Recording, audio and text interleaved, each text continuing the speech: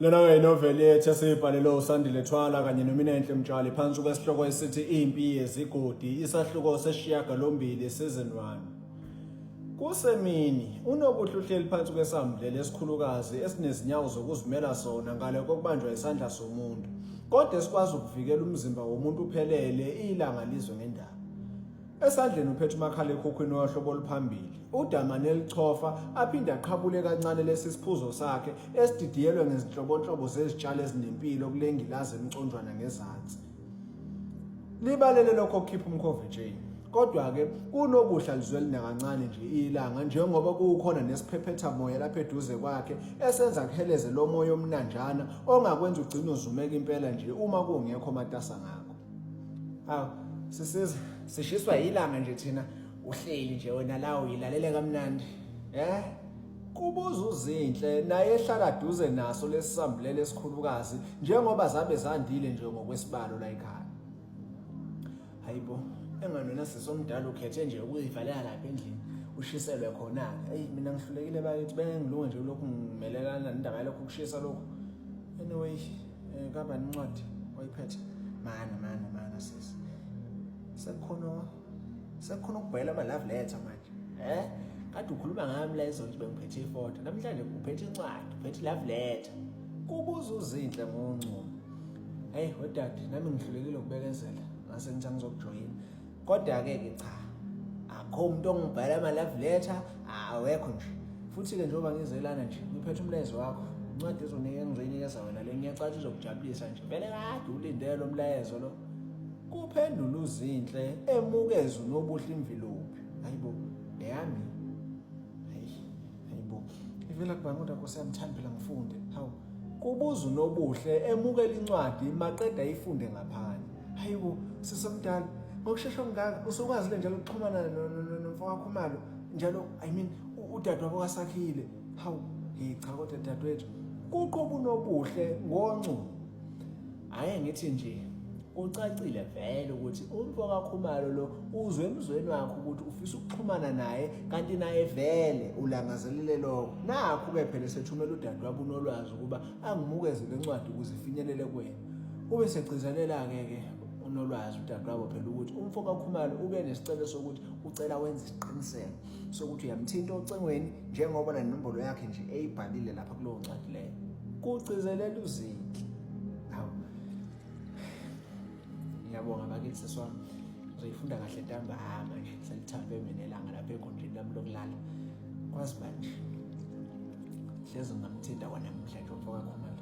Kube uNobuhle ngoncumo olwenza kubonakala nje ukuthi impela kumthokozise ekujuleni kwenhliziyo yakho ukubona leli bhungu lakoKhumalo lizihlupha kangaka ukuba lixhumane nalo. Hayi cha, usemathandweni Buhle. Awubuzwa nje, ubhale ebusweni uyayibonakalela. Wenza isiqiniseko sokuthi lolu uthando nalo ngalomlisa aliveli kobhuti abadala ngoba bokudla bekufele ngempela. Kube kuzinhle. Hayi. Indaba yalabo nje. Ngangena wenkulu phela inkinga le ngiyazi, ngiphinde ngifake nalomlisa wabantu Nkosi yami enkingeni. Mase kutholakala ukuthi siyaxhumana, inkinga phela enkulu nje le. Kuphendula uNobuhle. Baxoxa kanjalo-ke kwaze kwaba liyathambama ilanga, kwaba ukuhlukana kwabo iloyo naloyo ephikelele egumbini lakhe lokulala ukuyolungiselela indlakusihlwa nomndeni wonke. uNobuhle afika ahlale phezu kombhede avula incwadi maqeda aqala ifunde. Okuthe uma eyiqeda wathula wazibuka esibukweni eside isikhathi lesekhuluma yena. Kodwa ukhuluma iqiniso ikhona ehlukile ngalomlisa. Yazi ngimbone ngakakhulu nje ukuthi khona lento ngaye nami ngiyakwazi ukuyichaza. Kodwa phela ngangashesha welogibeni ihlezi ngibona ungesikho. Futhi-ke angingamthinta ocengweni namhlanje obesalindele nje. Ake ngithule mhlambe noma isikhashana nje ngizimthinta engasalindele. Buhle, indaba uze namhlanje kuzodla nathi indlakusihlwa nomndeni wonke. Kubuza uzinhle evele ngekhanda egunjini likaNobuhle eminyango. Hawu ngiyeza sisi khona okuncane nje bengisamatasa ngakho la kodwa-ke hayi ngahamba ngizokufica mina. Uthe ngahamba uzinhle wabe seqokela ukuyodla indlakusihlwa nomndeni wonke uNobuhle maqeda aphuma aqonde ekhishini.